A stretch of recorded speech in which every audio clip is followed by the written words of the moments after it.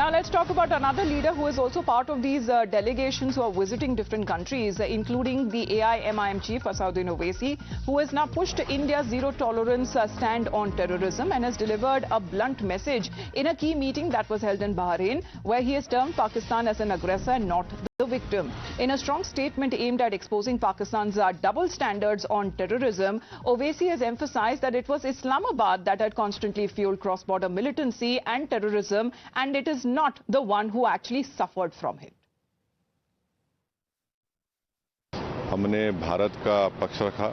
हमने उनको बताया कि कितने बरसों से भारत में पाकिस्तान की तरफ से जो उनके एडेड प्रमोटेड ट्रेन टेररिस्ट आकर भारत में आतंक मचा रहे हैं और कितने लोगों की जाने गई। हमने पूरे डेटा उनको दिया कि चाहे वो मुंबई का ब्लास्ट हो, ट्रेन ब्लास्ट हो, जम्मू कश्मीर के असम्बली के सामने जो सुसाइड बॉम्बर का ब्लास्ट हो, फिर पुलवामा हुआ, उससे पहले पठानकोट, फिर पिछले साल रेसी में एक बस के ऊपर गोलियां चलाई गईं। तो हमने बताया कि ये पूरा स्किट जिसमें trademarks Pakistan with us right now. Pradeep, it is important to note and expose Pakistan globally. Now we are looking at almost the second and the third leg of these delegations that have been visiting multiple countries, especially to the countries there who share the same kind of brotherhood with Pakistan. Of course, they are getting to know exactly what the terror nation was up to.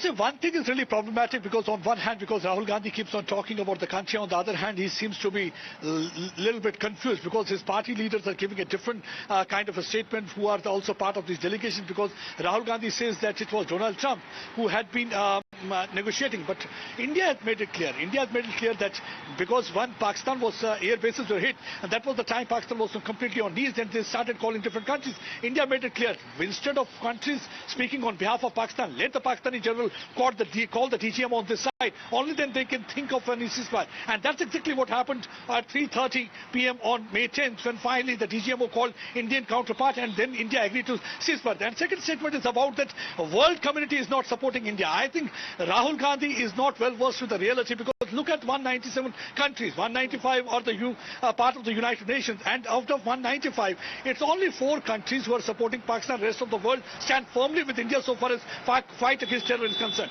And if we talk about the 51 Muslim nations also, 49 countries are standing with India. That means the whole world is right now with India. How come Rahul Gandhi says that India, nobody from the world is standing with India and it's a diplomatic failure? And the third thing is about that India's response. Already, in fact, Shashi Tharoor has mentioned about that it was a calibrated response with precision, and India was able to hit out at 9 terror bases and was able to completely demolish and decimate them, and a message was sent loud and clear that the terror-related activity will not be there is tolerated. no iota of a doubt exactly when it comes to the role that Pakistan has played, not in one but several terror-related incidents, and had continued to be a cause of unrest within Jammu and Kashmir and in different parts of the country as well. And it is now being exposed on a global stage. Not happening for the first time, but multiple times, and India will continue to do so till the time that Pakistan mends its ways. For the moment, Pradeep Datta, thank you very much for joining in. With that, we head into a short break. Morning Now continues on the other side.